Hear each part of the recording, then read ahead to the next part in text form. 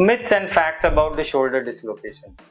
Usually patient को ये लगता है कि शोल्डर डिसलोकेशन सिर्फ एथलीट्स में होता है या बहुत ज़्यादा सीवियर इंजरी के साथ होता है। ऐसे नहीं है। अगर आप जब गिर रहे हो उस टाइम अगर आपके शोल्डर की पोजीशन वल्नरेबल हो, यानी अबडक्शन एंड एक्सटर्नल रोटेशन इस पोजीशन में हो, तो बहुत ज़्यादा चांस है कि आपका शोल्डर विद माइनर इंजरी भी डिसलोकेट हो सकता है। सेकेंड मिथ्स होती है, लोगों को लगता है कि एक बार शोल्डर डिसलोकेट हो गया, अब बैठ गया, किसी डॉक्टर ने बिठा दिया या खुद से बिठा दिया तो अब सारा प्रॉब्लम सॉल्व हो गया। ऐसे नहीं है। अगर आपको जब आप अपना हाथ ऊपर की तरफ या बाहर की तरफ लेके जाते हो, इस टाइम पे अगर आपको ये फील हो रहा है कि मेरा शोल्डर बाहर निकल जाएगा या निकलने जैसी फीलिंग आ रही है या डिसलोकेट हो रहा है, या आपको नाइट टाइम पे डिसलोकेशन का प्रॉब्लम फील हो रहा है, तो आपको ये प्रॉब्लम ज़्यादा सीरियस है। इसको हम बोलते हैं रिकरेंट शोल्डर डिसलोकेशन।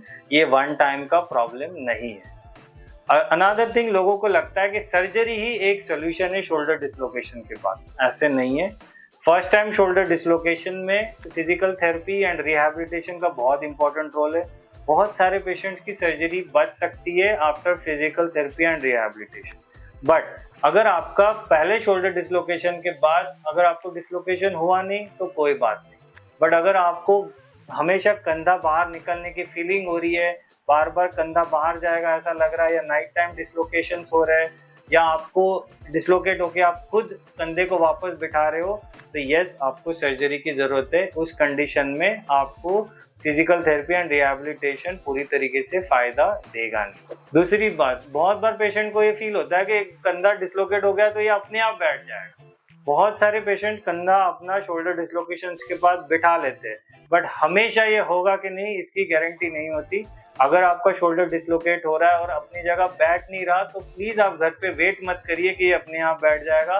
तुरंत आपके नियर बाय हॉस्पिटल में जाइए, जहां आपका शोल्डर का एक्सरे करा के क्वालिफाइड ऑर्थोपेडिक सर्जन से आप शोल्डर को रिड्यूस करा लीजिएगा। लास्ट थिंग, पेशेंट को लगता है शोल्डर डिसलोकेशन कोई मेजर इश्यू नहीं है, इसका कोई प्रॉब्लम नहीं है।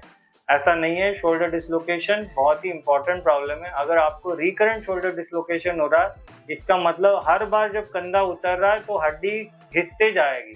तो जो सर्जरी हम पहले दूरबीन से कर सकती थी, सबसे पहले आपका बोन लॉस बढ़ने की वजह से वही सर्जरी ओपन होने का चांस है।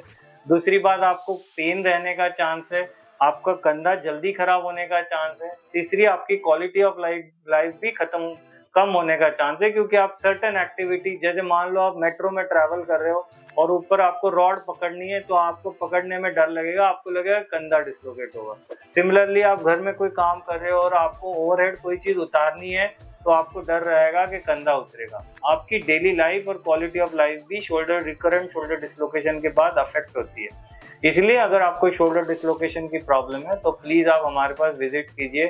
आपकी ट्रीटमेंट को प्रॉपरली गाइड करने में हम आपको हेल्प कर देंगे, एंड अकॉर्डिंग टू आपके जो सीटी और एमआरआई रिपोर्ट है, based on which we will do your treatment. If you have shoulder dislocation related problem, please आप हमें ओपीडी में आके संपर्क करें।